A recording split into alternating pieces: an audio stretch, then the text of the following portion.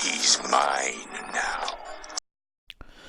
Hello everyone and welcome back to the Volcus YouTube channel, and today we're going to be finally doing the second of the three-part haul video for my 18th birthday, which is of course the LEGO 20th anniversary Slave 1 set. So obviously this isn't the best view, I'm not going to review the whole set like this, don't worry, but if you saw my little teaser video that was, titled in weird tech speak from about 20 hours ago now, that was teasing this video being about a 20th anniversary LEGO Star Wars set, so, the few people who saw that, then they might have known that was coming. But I'm actually, obviously this is the main attraction of the video, but I'm actually going to be, having a very quick look at something else that I received today. I picked up this, the original 2010 UNSC Pelican dropship for a jaw-dropping £15. That was an amazing deal. And it says, I believe it said the set is complete, but I'm not sure about the figures, so we're going to have a look in these, I've got these newspaper bags. We're going to have a look and see what's inside of them. But first of all, we're going to get to the main attraction, which is of course the Slave One itself, so bear with me for a moment.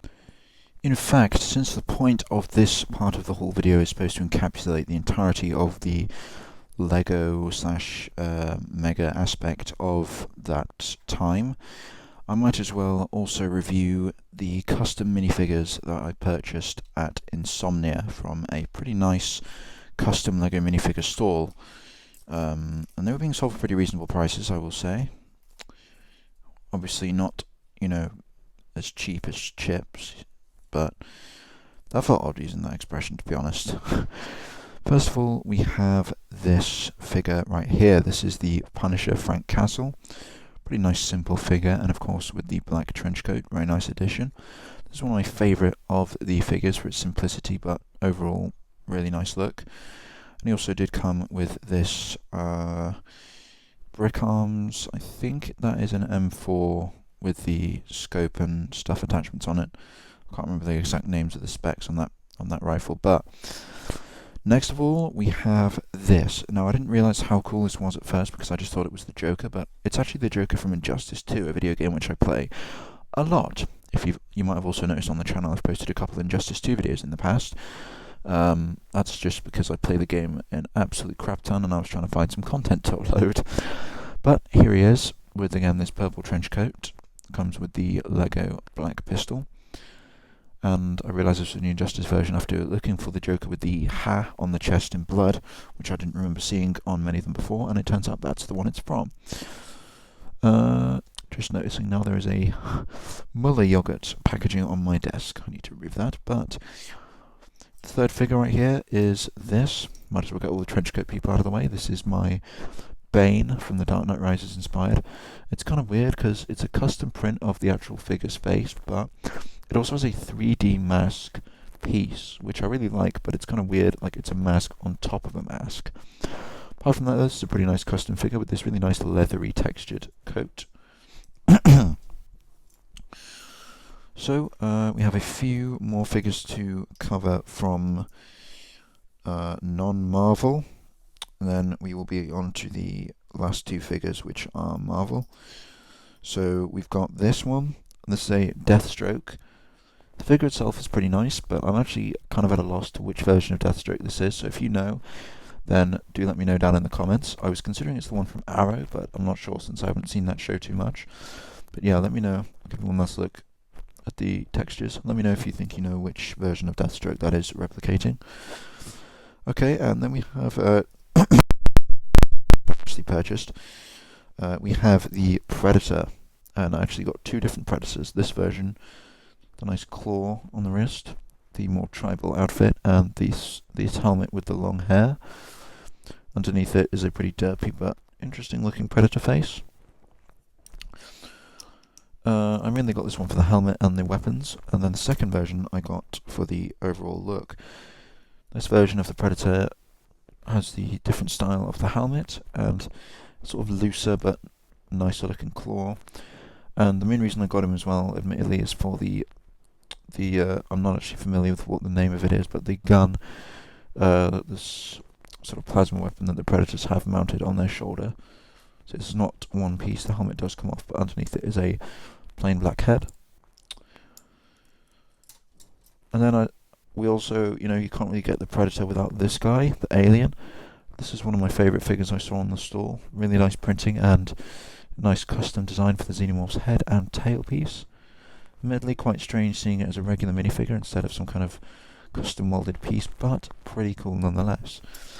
Now the final two figures, as I've said, are Marvel. We have one of my favourites in terms of accuracy and detail. This is Black Widow from Avengers Endgame.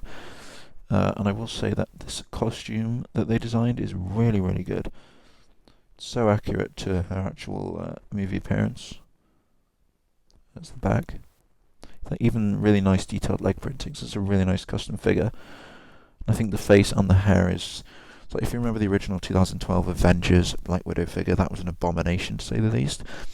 This is actually really, really nice, accurate face. Yeah, the face just really impressed me. It's simple, just like a regular Lego head, but for some reason it just really...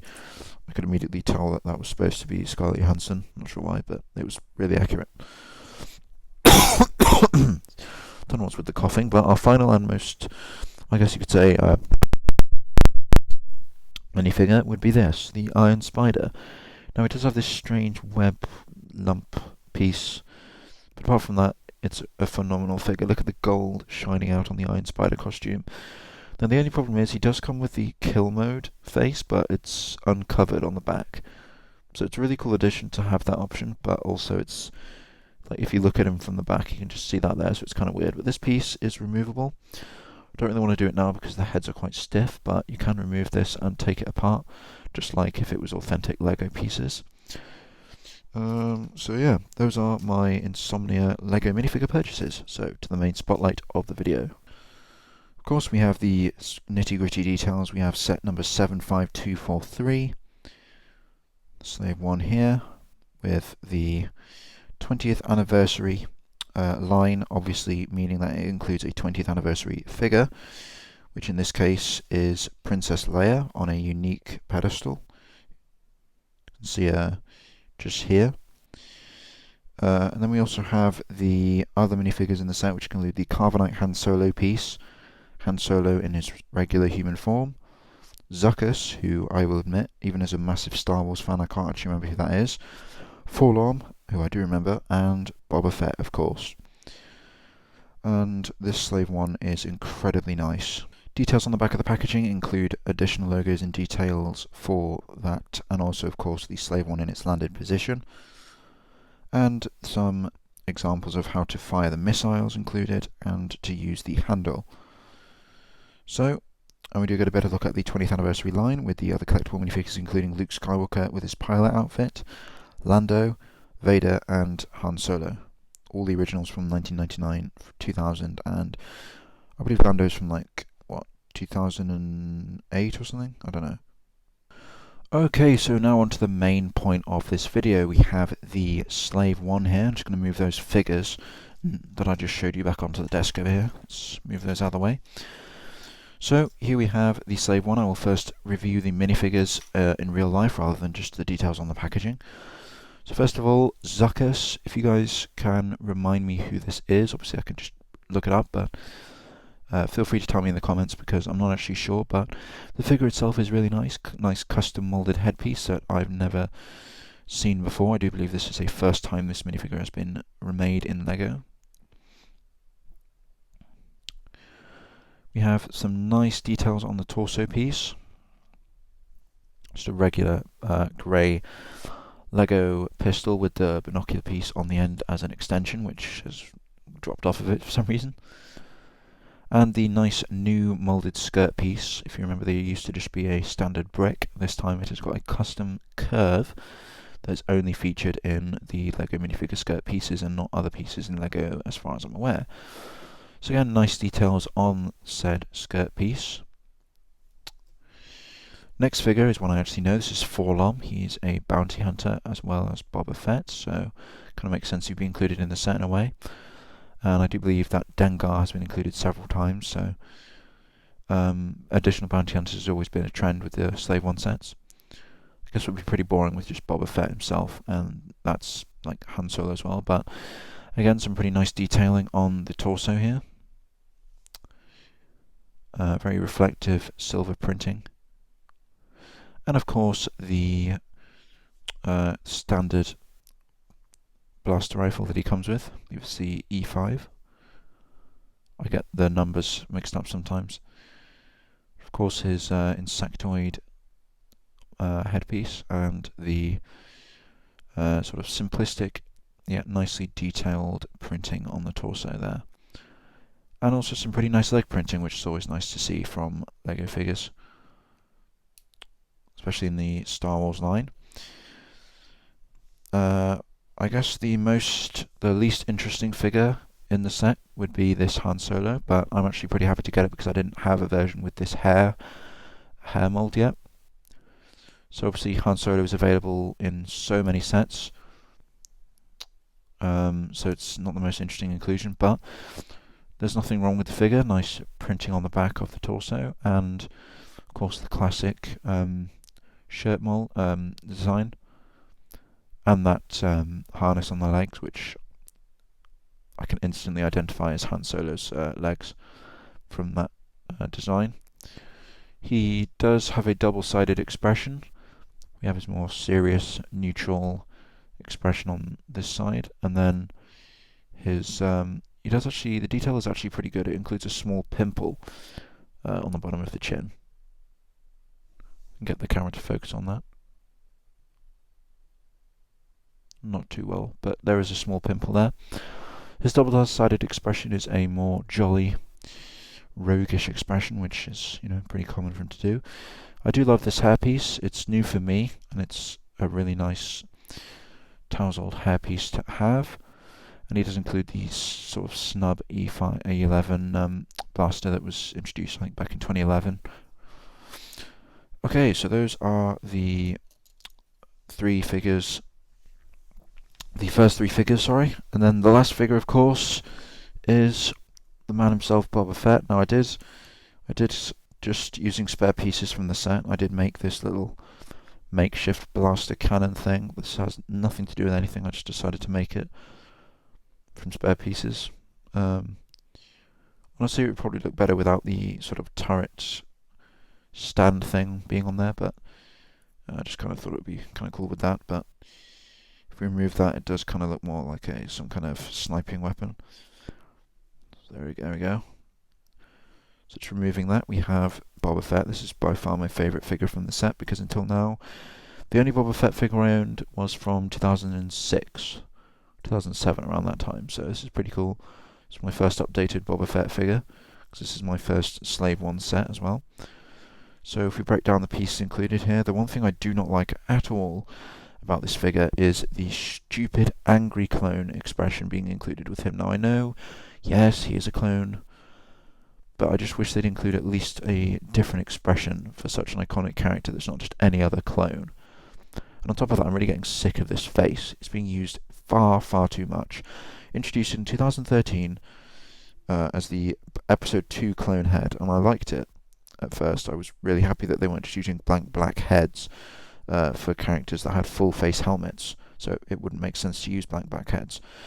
But then they started using it for stormtroopers who aren't clones. Then they started using it for Imperial officers who aren't even close to being clones. Then they started using it for First Order characters who the word clone is just not even close to describing anything to do with them at all. And then they used it for frickin' Boba Fett. And like I said, yes, he is a clone, but it's still a bit stupid to use that generic head. So yeah, stupid, pointless rant aside, everything else about this figure is amazing. We have the detailed printing on the helmet. Battle damage looks very nice with the reflective silver on there. Very realistic looking battle damage.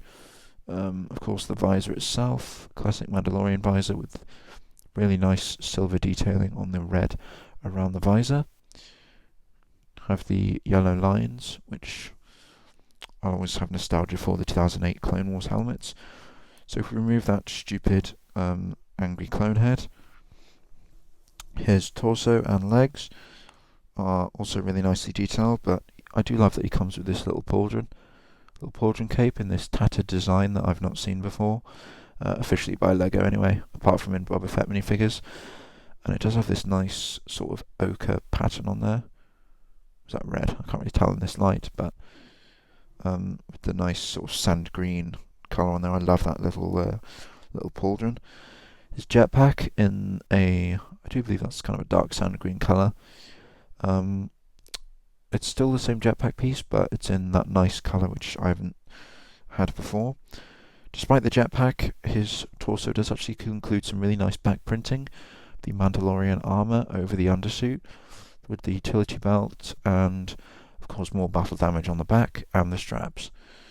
Turning it around, we do not have any arm printing like that classic Cloud City Boba Fett minifigure. I really do want to own that someday. It's just, when I actually have enough money to waste on that figure because it's stupidly expensive. We have the classic Mandalorian armor design, even in Lego form, that is instantly recognizable to me with the little shape in the center and then the chest armor around it. All of Boba Fett's custom stuff, including that little tussle. I'm not sure, I can't remember what that's from. I did used to remember. The Mandalorian symbol on his chest, and of course all the battle damage still being prevalent there. And his utility belt. We do have some hip printing and leg printing, which is very nice. Pretty nice representation of the armor.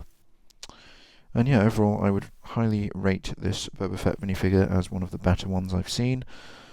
Probably the UCS one could be a bit better. I haven't seen that one in a while, so I can't remember exactly what it looks like. But this is a really nice Boba Fett minifigure. It's not as classic or iconic in Lego form to me as the original from like 2006, but it's a really nice figure to have. Finally, for the figures, we have a very special one, and not a normal figure from this set itself.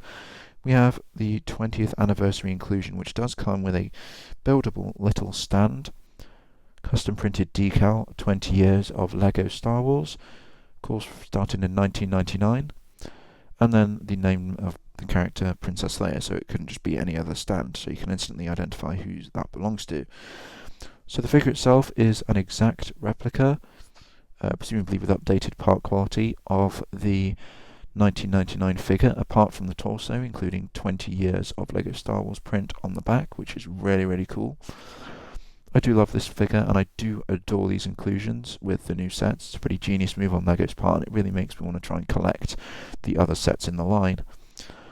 On top of that, there's not much to talk about. Of course, the yellow flesh, which was used in the Lego Star Wars line for a few years before Lego began to use the flesh-coloured skin with licensed themes. The classic simplistic torso design, which I actually do own a figure from the period of about 2008, a flesh-coloured Leia. It's the exact same as this figure, except obviously without that printing and in flesh colour. And one more thing, this is really nostalgic. Who remembers the classic bullhorn stud blasters? Now, of course, I wasn't around to collect Lego Star Wars back when these were actually being used in sets, but if you guys have played the old Lego Star Wars games or the Complete Saga, which I just played the absolute living hell out of that game, you will remember these because loads of characters had them, and I just love them for their iconicity. Leia flying off of her stand. And of course, it's a in blue. So yeah, pretty classic. And yeah, nothing much more to say about this, to be honest, but it's a really iconic figure and a great tribute to the original. So let's get on to the actual vehicle. This is going to be kind of awkward to review, but this is the best format I could come up with, to be honest. To rearrange the camera, sorry about this. If it gets much worse, then I'll just pause the video to rearrange it, but here we go. So this is the Slave One itself. I'm going to try and keep this part as brief as possible because of not wanting to make this like a 50-minute video or something. So, of course, the overall aesthetic is a replica. Well, I wouldn't say that because it's completely different, but a homage to the original 1999 Slave One set, or 2000 actually. Let me just check that fact. It is from the year 2000, the original Slave One. Now the colours are the main homage to the original set, however this is a so much better looking design set, obviously 20 years later, and it's immensely more accurate to the film. Obviously this is the Empire Strikes Back based, because this is 90% of the ship's appearance, while Boba Fett owned it, and of course We do have the opening ramp to the cargo hold, and as Boba Fett tells the guard to do, to put Captain Solo in the cargo hold. This is where I have stored the Carbonite Han Solo piece. Now this is the same one, I believe, from back when he was introduced with the Jabba's Palace set. I think that's where he was introduced from, this new mould. Really nice creative mould piece though. LEGO did a great job at recreating that. He slides in pretty easily into here. Just clicks in and then you shut the ramp and he won't really moan about in there too much. So we do have the, of course, the cockpit piece, which doesn't actually open. You just take it off with this grey piece, making it super easy to just click back into place. Get a good look inside here. As you can see, there are lots of sticker details on the inside, detailing the ship's schematics. And on both sides we have different details. Of course, there is room in here to seat a minifigure. Probably, of course, the choice being Boba Fett himself. Yeah, as we can see. Now we do have this piece in here, tilting up and down.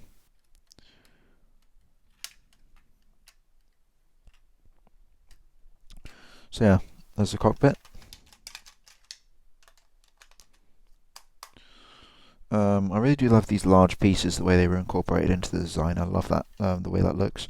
So here we get a good look from the back. Obviously the colours aren't accurate, but the actual overall look is really nice. One of my favourite parts about the way the Slave One looks is these nice lights on the back, the actual thrusters of course. And then this version does actually have a fold-out LEGO Technic handle, which I'm not the biggest fan of, to be perfectly frank. It works. You can easily hold it and move it around.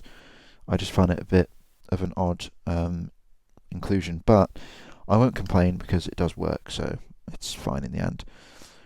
So let's move on to the playability, the play features. Apart from the handle, which we just covered, we have the swiveling blaster cannons on the front, the rotatable fins on the side, I guess you could call them, that are for when it is in landing and actual flight mode.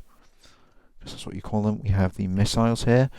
Now I don't actually know the term for these because that's not what these are, because, well, you don't flick them to fire. You actually have these small red handles at the top, and clicking them down gently will fire the missiles. So let's have a little demonstration of that. I hope these don't go too far away. Okay, that one bounced back.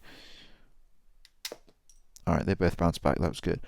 So obviously, if you don't know how these work, they have this little ridge on the top, and this will slot into the appropriate piece. And however you activate them, the actual piece itself does include a built-in activation measure, but the way this set is built, it connects it up to these little releases on the back so that it's easy to fire it out. However, it's not easy to click the missile in if you are a fumbling fool. There we go.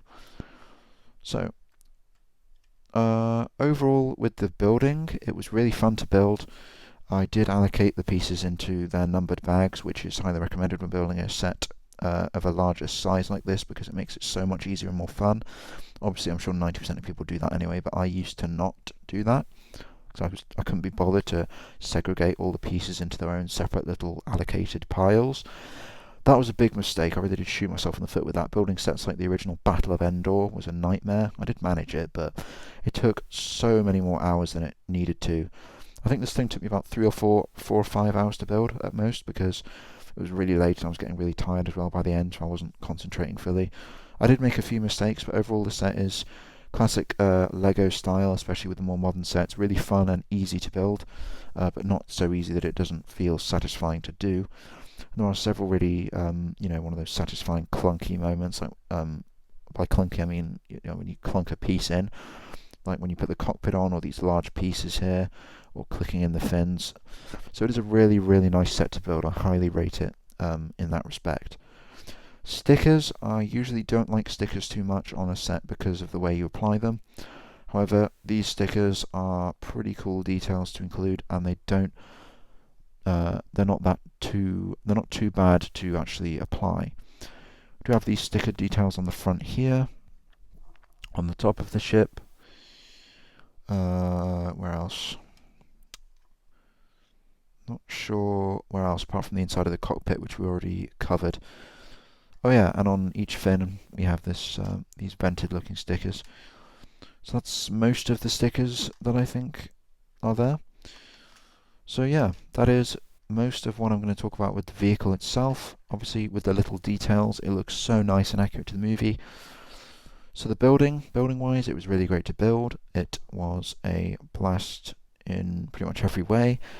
The playability and fun features are great, so if you actually want to play with this thing, it's going to be really fun to do so. And the handle at the back, while a bit odd, does work, and it makes it easier to, you know, maneuver it around without a fear of smashing it. Featuring seating minifigures is no problem at all. The Han Solo cargo hold feature is really awesome as well. Overall, this is a really, really great set, and a classic redesigned into a modern day great piece. So I'd highly recommend this for fans of LEGO Star Wars and the Slave One especially, because it is one of the more budget, it's definitely not cheap, but it's one of the more budget Slave One sets out there, and it's definitely worth it for the money if you're a fan of LEGO Star Wars and this ship. The figures are great. Boba Fett is a really nice figure to include, and of course you'd have to be insane not to include him in this set. I do like Zuckuss and 4-LOM being included. I'm kind of annoyed that 4-LOM was recently in a battle pack that I got, but I guess, you know, him being in a battle pack is alright, because then it would mean he's not so hard to get as just being in this set. Zuckuss is of course an exclusive as far as I'm aware, although again I don't know who they are. And I do really love the Princess Leia 20th anniversary figure. That is a great inclusion. With it, in terms of tying into this set, I guess the one that would have made the most sense would probably have been Han Solo, or maybe Luke Skywalker in his pilot gear, because both of those were actually in this scene. Cloud City Leia looked nothing like her sort of her appearance in... this is her appearance on the Tantive 4, so she doesn't look like this in Cloud City, but obviously there's nothing wrong with the figure, it's just not the most fitting for the set, but I'm not going to detract any sort of points for that. Han Solo is probably the most generic figure included, but he's still a great addition, and again, it would be kind of insane not to include him, considering the massive connection he has with this ship. And the figure they did include is really nice nonetheless. So overall, Slave One is a really great set, I'd highly recommend it, and of course, it's not going to be the cheapest. I'm not sure the RRP because I received this as a present. However, I'm going to guess it's probably about the £50–60 range, if not a bit more. So it is a bit expensive, but it is very worth it. Very much worth it for the price, because the set is incredibly well constructed, includes great figures, great play features, is a blast to build, and is overall just a great LEGO Slave One set. So that's probably the main meat of the video covered. Let's move on to a couple of the other things I have left to show. Right, well, we are back, and yes, I did notice I rambled a lot in that review, repeating myself and stuttering on things. I do apologise about that. I'm still not the most comfortable, and I'm still not the most experienced with reviewing things on camera. It's not just about being camera shy or anything, I'm just genuinely not used to being spontaneous and, you know, functionally literate with what I'm saying while recording myself. But I am trying, and if you guys could leave feedback on this video, whether it be positive or negative, that would be highly appreciated, as well as if you do enjoy the content, subscribing to the channel. I did make a thing out of not asking for subscribers when I started this channel. However, I don't really see it as that selfish or, you know, really demanding. I'm not saying you must subscribe, it's just I'm just going to say that it's really appreciated if you do. We're fast approaching that 50 subscriber milestone now, and any subscription to move us a little bit closer to that goal would be awesome. I have no idea if I'm going to do anything when I hit 50 subscribers. I'm kind of mixed on the actual purpose of the like special celebratory videos for milestones, but enough of the off-topic rambling once again. Let's have a look at this. Now these crackly newspaper bags And I want to be careful with these here. I do include the pieces for my Pelican, and some of them are actually taped up. The main one here is taped up. And to be honest, I'm not going to be building this on camera, obviously. I've never done that. I'm not going to do that now. I'm probably not going to open too much of it and like spread it around, but I am going to open my bags and check what's in here because, you know, obvious reasons, I guess. I've not actually looked inside any of these bags. Before we do, here is the classic instruction manual. I do own 2 of these now because this is my second Pelican dropship. If you're wondering why I got this set again despite already having it, 1, army building, 2, I love the set so much, and 3, are you seriously telling me as a mega Halo fan you wouldn't pick up a frickin' 2010 Pelican dropship for less than £20? Like, even including the postage. Yes, I think. I will always do that. So, another quick announcement as well before we get into this. I do have another rare-ish, well, pretty rare Halo figure coming soon. I just purchased it. Now, it's not a polybag or an actual, you know, selected limited edition like the Cyan and Steel Spartans or the Pax Jackal I've reviewed. If you haven't seen those yet, be sure to go check out those videos. But it is pretty rare, as I'm sure once you see it, you'll all agree, if you know Mega Halo anyway. I might drop a hint as to what it will be in the coming days, but depending on when it arrives, I might not need to. Anyway, let's get into these bags. Now, this one... Okay, so this is good. I can actually remove the newspaper, which I wanted to do, because they've included... Wait, oh, hang on, it's mostly built. It's mostly built. Oh, this is awesome, okay. So, I might actually be able to build it. We have here the right wing of the dropship, and I can't, off the top of my head, tell if this is complete, because, I mean, I look at mine all the time, but I literally can't remember, like, all of the, what all of the pieces look like. Just off the top of my head. Okay, so this is considerably more broken up. I think this is the other wing, and it's much more broken up. Here we have some parts of the top and the actual pegs to clip the wings onto. I might consider dismantling this and building it all from scratch.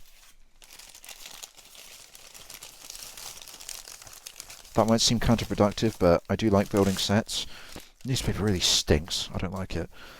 I do like building sets, and also it would just be like for paranoia to make sure I don't make a mistake or click something on and then have to dismantle it or stuff. And I'm not really looking forward to having to do that with 2010 part quality, so I might genuinely just try and reassemble what's broken.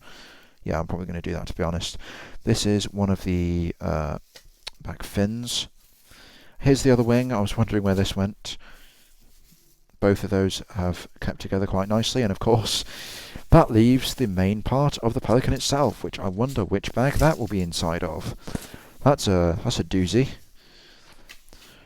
Yeah, sorry for my voice, by the way. I think I'm losing my voice a bit for some reason, and I also have a minor headache, so that might be affecting my voice a little bit, but you know, it's not that bad. I hope you enjoy the new mic quality, by the way. This is my gaming headset Astro A10, which I recently got. I absolutely love it.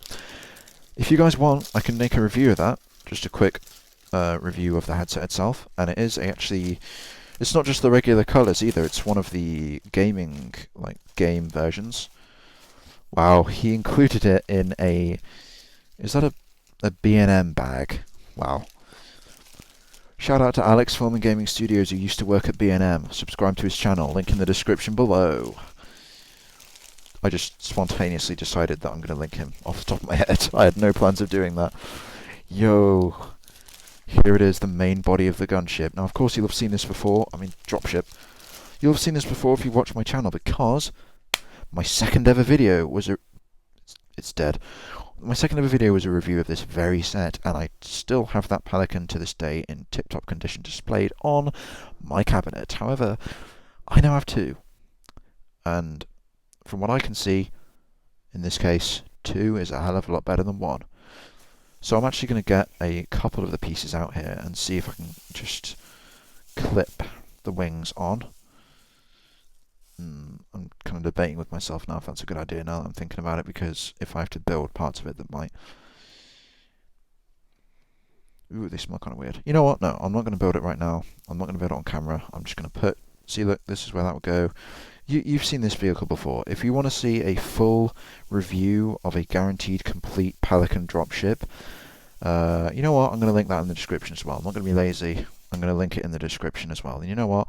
I might as well link all the videos I've promoted throughout this video. So, you know what? I think I should probably end the video here because I've rambled long enough and I've wasted enough of you guys' time. I am so sorry that this took so long to do. I'm going to be honest and frank. It's about an even split with 3 different reasons. Partially, it's because of different videos wanting to be uploaded and lots of other things just delaying me in general. Partly, it's because I was assembling everything that I needed to make the video in the first place, and also I had loads of other things occupying me, like I'm going to university soon and I have to do some of that stuff, which is going to be distracting for making videos.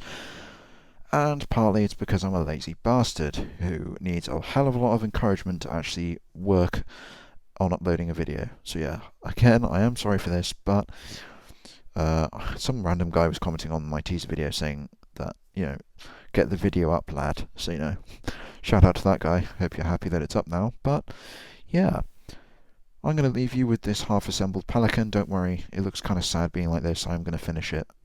Thank you so much for watching, everybody.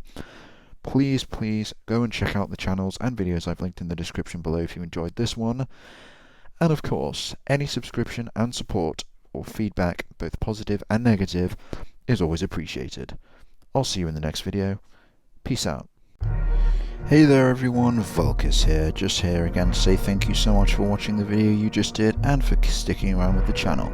If you did enjoy this video, please do remember to check out some of the others that I have uploaded, as well as subscribing, as we are getting closer and closer to that 50 subscriber mark, and anything you can do towards that will not go unnoticed.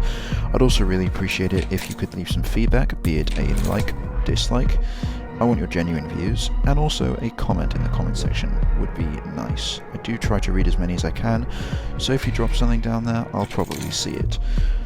Be sure to check the description and you'll see some of my friends and also just some pretty good videos that I have linked down there. Depending on the video, it may or may not be pretty full or pretty sparse, but still, might as well check there. I've been Vulcus, thank you for watching, and I'll see you in whatever I upload after this. Goodbye.